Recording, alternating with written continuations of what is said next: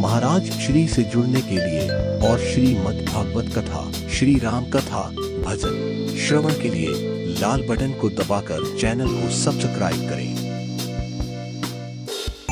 का शंकर विमुख ज्यावस मोई। अब शंकर जी से जब विपरीत भगवान मैं हो ही गई हूं तो अब मुझे आपने जिंदा क्यों कर रखा है? शंकर विमुख, शंकर जी से विमुख होने के बाद में आपने मुझे जिला क्यों रखा है? मैं जीना ही नहीं चाहती हूं। ब्रह्मा जी ने कहा कि सती जी, यदि ये केस आपका मेरी कोर्ट में होता तो मैंने इसको रफा दफा कर दिया होता, लेकिन आपका जो केस है सुप्रीम कोर्ट का है, इसलिए मैं इसमें कोई डिसीजन नहीं दे सकता। और सुप्रीम कोर्ट कौन है? का वो भगवान राम जी की खुद की है। ये केस आपका सीधा राम जी से जुड़ा हुआ है। और इस रामचरितमानस में दो विधाता हैं, ध्यान रखना। इसमें विधाता दो हैं। एक तो विधाता ब्रह्मा जी भी हैं, लेकिन एक विधाता का भी विधाता है। इसलिए कुछ कुछ जगह पर ये देखो, दो पात्र ऐसे हैं इसमें जो विधाता का लिखा भी काट सकते हैं।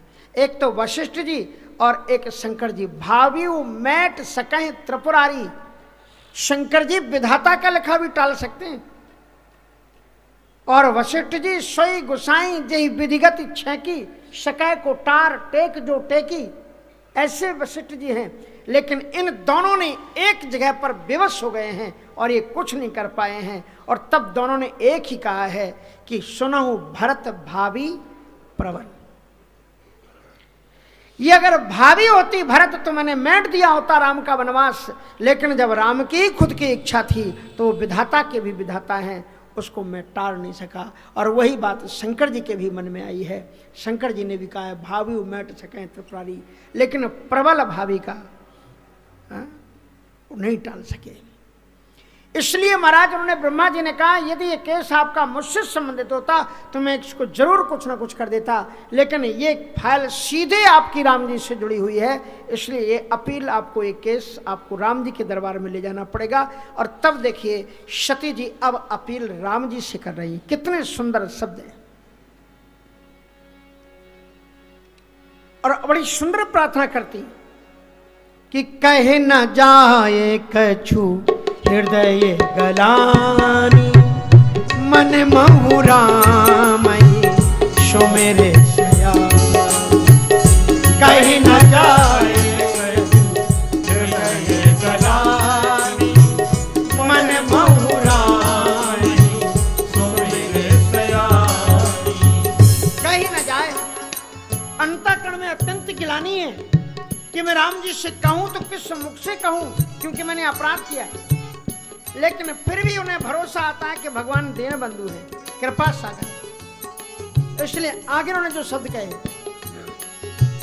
जो प्रभु दीन दयाल कहावा, जो प्रभु दीन दयाल कहावा, जो प्रभु दीन दयालु कहावा, जो प्रभु दीन दयाल कहावा, आरती हरण सिद्ध जसका, आरती हरण सिद्ध जसका।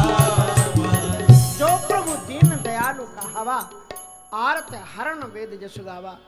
हे प्रभु, अगर आप सचमुच में ही दीन बंधु हैं, दीनों पर दया करने वाले हैं। जो प्रभु दीन, दीन कौन होता है?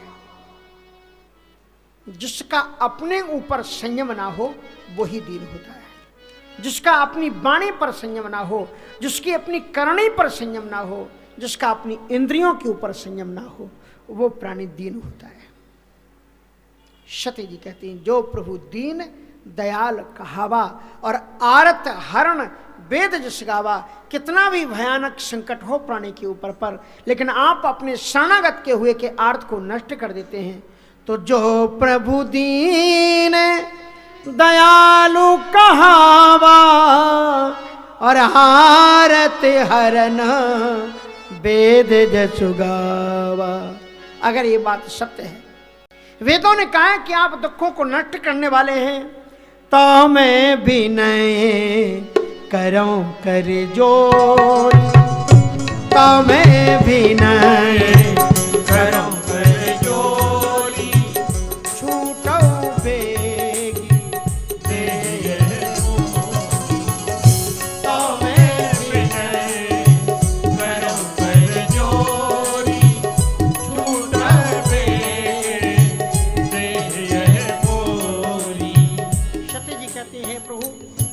दीन दयाल हैं, भक्तों के अनुगत भक्तों के कष्टों को हरण करने वाले हैं।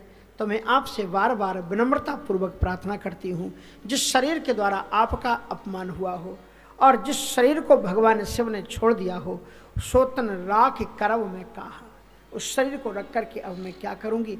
इसलिए छूटो बेगी दे यह मोरी, अब ये शरीर जितनी जल्दी हो सके छूट जाए, ये मैं आपसे प्रार्थना करती हूँ।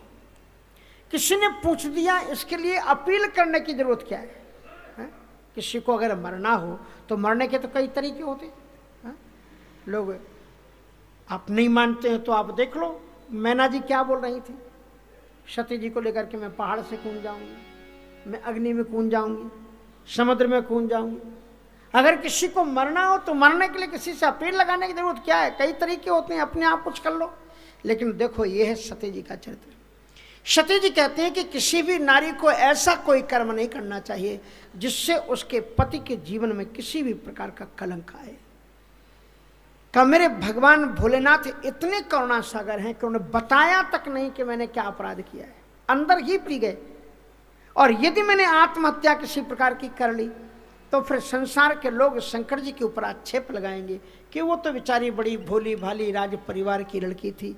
यही ब्रह्मा जी के कहने से शिव पुराण में तो शंकर जी ने खुद कहा है सती जी से ब्याहने के लिए ब्रह्मा जी से, और ब्रह्मा जी ने फिर दक्ष से कहा है, और तब सती जी का विवाह उनके साथ में हुआ है। इसलिए वो कहते हैं कि अगर ऐसा हो गया तो लोग क्या कहेंगे कि ये जो ऑर्डर दानी था, जंगलों में भटकता रहता था, बेचारी सती के साथ में उसने अच्छा व्यवहार नहीं किया, उसने अपनी आत्महत्या कर ली। शंकर जी के ऊपर एक कलंक आएगा। और कभी भी श्रेष्ठ नारी को, सत परिवार की नारी को, पहली तो बात यह है कि हमारे शास्त्रों में सबसे बड़ा पाप आत्महत्या माना गया है। आत्महत्या से बढ़कर के कोई दूसरा पाप नहीं है। जिनके पास में विल पावर नहीं होता है, क्योंकि आप जीते जी तो कुछ कर नहीं पाए, मरने के बाद में क्या खाक करो। मर अगर जिंदा रहो तो हो सकता है तुम बदल लो जीवन, फिर इतिहास लिख जाओ कोई। कितने लोगों ने जहां से उनका जीवन की समाप्ति मानी गई थी, अब लोग मान लेते हैं कि अब तो ये बूढ़े हो गए, अब क्या करेंगे। लेकिन उसके बाद में ही जामवंत जी ने इतिहास लिखा, 28 दिन तक क्या बॉक्सिंग बाजी भगवान कृष्ण के साथ में की, बताओ। किसी ने कल्पना की थी जिसने त्रेता में हाथ डाल दिए कि जरट भयू अब काहे रचेसा, और उसके बाद में वो लोहा लिया जम करके 27 दिन तक युद्ध लड़ा। कृष्ण जी के सामने टुकना कोई साधारण बात थी? हाँ, ये बात अलग है कि भगवान भी मौज ले रहे थे कि इस बुढ़े को आनंद लेने तो जरा आ जाओ, ऐसे ऐसे झूठ मूठ में कर रहे होंगे, नहीं तो उनको क्या है, भरकुटी विलास सृष्टि लय हो ही। कृष्ण जी के लिए कौन सी बड़ी बात थी। और बड़े गजब की बात यह है कि बाद में भगवान कृष्ण जी ने एक मुष्टिका का जो ही प्रहार किया, आंखें खुल गई, कृष्ण में राम का दर्शन होने लगा। ये शेष दुष्कलित रोष कटाक्ष मोक्ष वर्तमादि सत्युवतन कृतमिंग रूप दी, भगवान राम का दर्शन होने लगा। इसलिए कभी भी आत्महत्या का विचार नहीं करना चाहिए। अगर आपसे गलतियां हुई हैं या आप प्रगति नहीं कर पा रहे हैं तो जिंदा रहोगे। एक ये बात बड़ी अच्छी चंद्रमा से, दत्तात्रेय जी ने जो अपने 24 गुरु बनाए ना, उन 24 गुरुओं में एक गुरु कौन है? चंद्रमा। कहते चंद्रमा से क्या सीखा? का चंद्रमा के जीवन में 2 पक्ष आते हैं, एक शुक्ल पक्ष और एक कृष्ण पक्ष। और शुक्ल पक्ष में चंद्रमा की उत्तरोत्तर वृद्धि होती है, कलाएं बढ़ती जाती हैं और पूर्णिमा के दिन सारी दुनिया में आलोक फैल जाता है। सारी दुनिया के लोग जप तप पाठ पूजा जितना पूर्णिमा को करते हैं उतना किसी दिन नहीं करते। और उसके बाद क्या होता है? पूर्णिमा के ठीक दूसरे दिन क्या होता है? एक एक किरण गिरने लग जाती है, एक एक किरण। अच्छा आप बताओ, इधर से आवाज देना, आप बताना जरा, मैं प्रश्न पूछता हूं कि कृष्ण पक्ष में ज्यादा उजाला होता है कि शुक्ल पक्ष में? जी बोलो, पीछे तक बताओ, कहां तक किसमें होता है? ठीक है, आहा, अब आया आपका दिमाग, गया आपका। दोनों में बराबर होता है महाराज। हाँ जी, किसी भी पक्ष में कम नहीं होता। लेकिन फिर भी लोगों ने एक को कृष्ण पक्ष कह दिया और एक को शुक्ल पक्ष कह दिया। क्यों? उसका रीजन तुलसीदास जी ने कहा, सम प्रकाश दो पाख मऊ उभय भेद विधि कीन, शशि शोषक पोषक समुझ जग जस अपजस दीन। एक पक्ष शशि का पोषक है, शुक्ल पक्ष, वो बढ़ाता है, प्रकाश उतना ही रहता है उसमें। शुरू में पहली किरण रहती है, प्रतिपदा, द्वितीय, तृतीय, चतुर्थी, पंचमी, प्रकाश उतना ही होता है। और वहां ऊपर से नीचे को, तो जो नीचे से ऊपर की ओर जाता है लोग उसकी कीर्ति गान करते हैं। और जो शशि शोषक पोषक समुद्र जगह जैसे अपजस दीन है, एक पक्ष।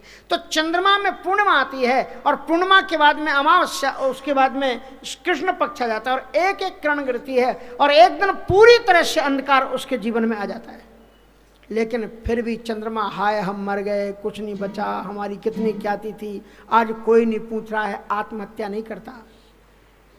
अमावस्या के बाद में चंद्रमा फिर अंगड़ाई लेता है, फिर प्रयास करता है, फिर एक किरण आती है, दूसरी किरण आती है और फिर प्रयास करने के बाद में उसके जीवन में फिर पूर्णिमा लौट करके वापस आ जाती है। अगर तुम्हारे जीवन का सब कुछ चला गया तो घबराओ मत, मरो मत, अपने आप को मिटाओ मत, फिर प्रयास करो, तुम्हारी खोई हुई पूर्णिमा आपके जीवन में लौट करके वापस आ जाएगी, कीर्ति आ जाएगी, चंद्रमा यशस्वता आ जाएगी, सब कुछ आ जाएगा।